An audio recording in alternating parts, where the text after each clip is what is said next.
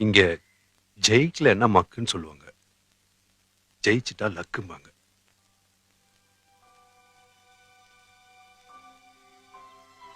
ஒரு கதை இருக்கு.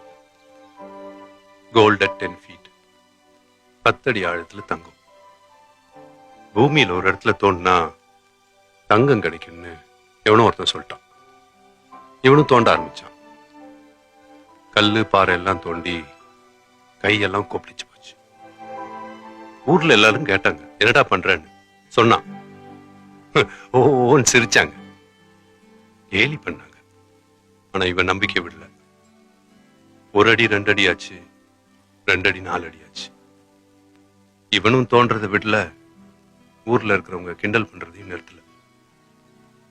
போராடி 8 அடி தோண்டிட்டான். வெறும் மண்ணு தான் வந்துச்சு, தங்கம் எதுவும் வரல. வெறுப்புல கடப்பாறையை தூக்கி போட்டு போயிட்டான். ரொம்ப நாள் கழிச்சு அந்த பக்கமா இன்னொருத்தன் வந்தான். என்னடா இது இவ்வளவு பெரிய குழி தோண்டி இருக்குன்னு கேட்டான்.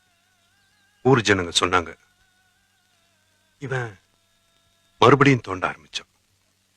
8 அடி 9 அடி ஆச்சு, 9 அடி 10 அடி ஆச்சு. தங்குன்னு அந்த கடப்பாறை அந்த தங்கப்பாறையில் இடிச்சது. அந்த தங்கப்பாறையை அப்படியே தூக்கி தோல் மேல வச்சு ஊரெல்லாம் பார்க்க அப்படியே போய்கிட்டே இருந்தான். 8 அடி தோண்டினவனுக்கு இன்னும் 2 அடி தோன்றணும்னு தோணல பாத்தியா ஸ்ரீதர்? தங்கம் கிடைக்கிற வரைக்கும் தோண்டணும், வெற்றி கிடைக்கிற வரைக்கும் போராடணும்.